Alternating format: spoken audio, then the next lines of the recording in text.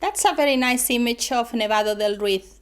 Nevado del Ruiz is a volcano in Colombia. It's a relatively small volcano, but it's covered with snow. When when there is an eruption, the snow melts, and this snow comes down the slope with debris, mud, and everything that the snow finds in its way. This is called a lahar. So a lahar is a natural hazard because this melted snow is flowing down the slope at a velocity of about 50 kilometers per hour. So it's very rapid. And what it's doing is just covering everything that finds in its way. In November of 1985, the Nevado del Ruiz had an eruption late at night. This map you see here is a hazard zone map of the area around Nevado del Ruiz.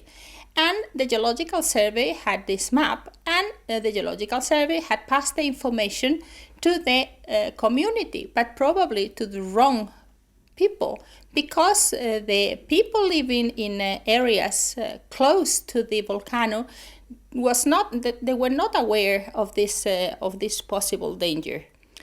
When the eruption happened late at night, the snow melted and started to go down the slope.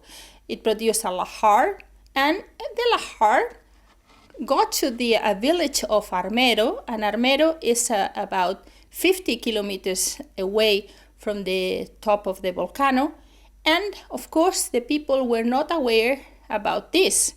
They were in bed, and many people died. In this eruption, and as a consequence of the lahar, 25,000 people died in Armero, only because they didn't have the information that a possible danger could happen associated to this volcano. A right communication strategy could have saved all these lives, because it was as easy as to evacuate the place, evacuate Armero. The population could have gone a few kilometers away from the place, and they would have been killed. We cannot avoid a natural hazard, but we can avoid the consequences. A natural hazard is a potential threat to humans and their welfare. We know many different hazards. We have the tsunamis, the hurricanes, the tornadoes, the volcanoes, landslides, floods, so many of them. A risk represents the probability of loss, a combination of loss of human lives and also economic damage. We have a loss of money and life as a result of a particular natural event. And we can reduce and mitigate these catastrophes. We have what we call natural hazard reduction and natural hazard mitigation. Natural hazard reduction are advanced actions taken to reduce or eliminate the long-term risk to human life and property for natural hazards.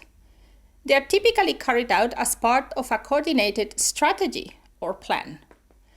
A natural hazard mitigation are medium to long-term measures taken in advance of a disaster, and they are aimed to decrease or eliminate its impact to the society and the environment.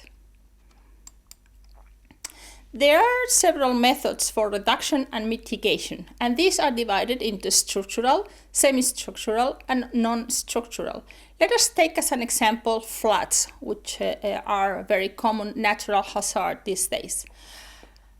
Structural methods to mitigate and reduce the effect of a flood is to build levels to reduce this flooding.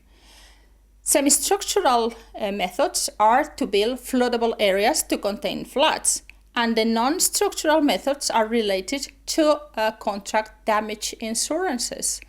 But most strategies should involve a combination of the different methods. We have a very recent example here in Spain. There was a lot of rain and a lot of snow this winter, and in February all the snow started to melt. So the rivers carried a lot of water, more water than usual.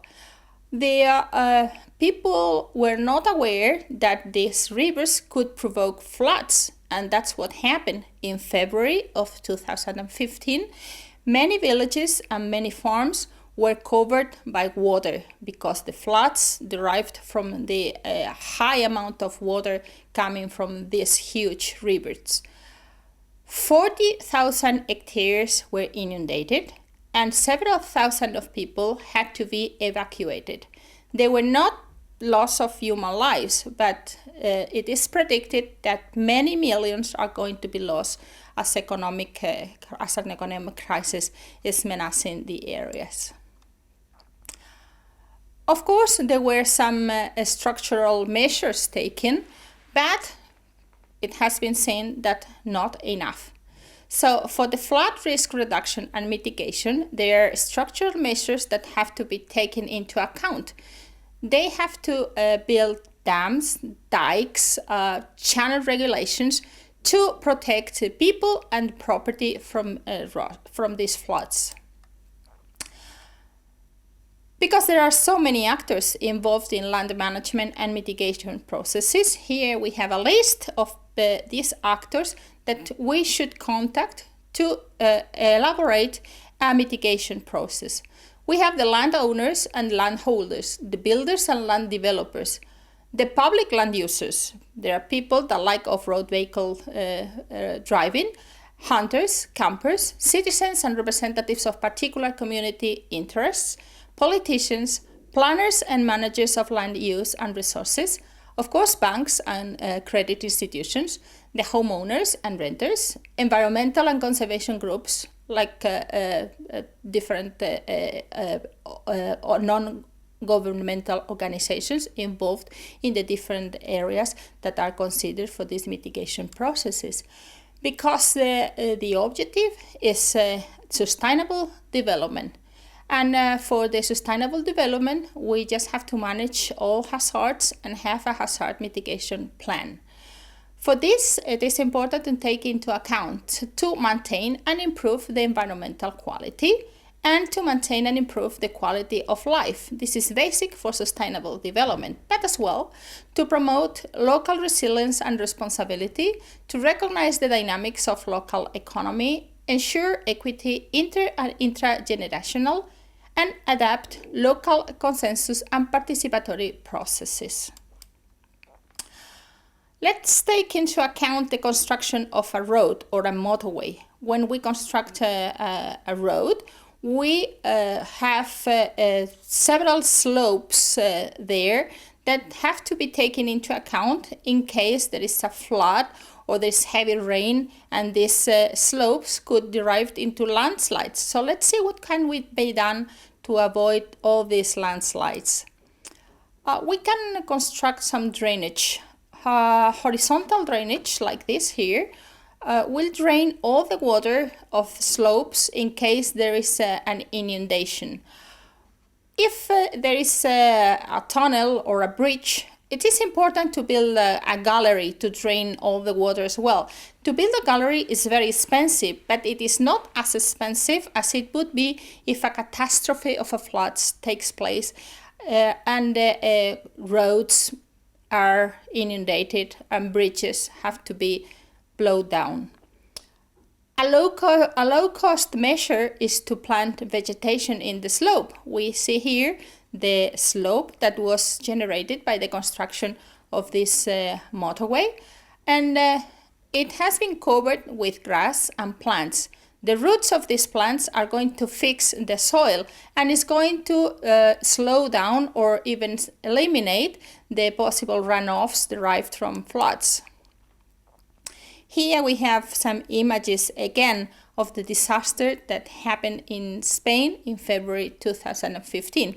There were all these floods derived by the heavy rains, the rivers containing so much water, inundating so much land. Many farms were inundated, and the consequence as well were landslides. Here we have a landslide related to all these inundations and the destruction of some infrastructures like this road. So again, as conclusions, we have that in the well-risk society, organizations such as the universities have to identify hazards and propose reduction and mitigation measures.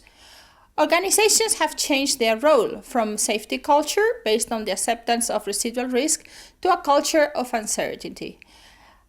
Organizations cannot stop making decisions, but they will always be judged by the consequences and side effects, ignoring their good intentions. Thank you very much for your attention.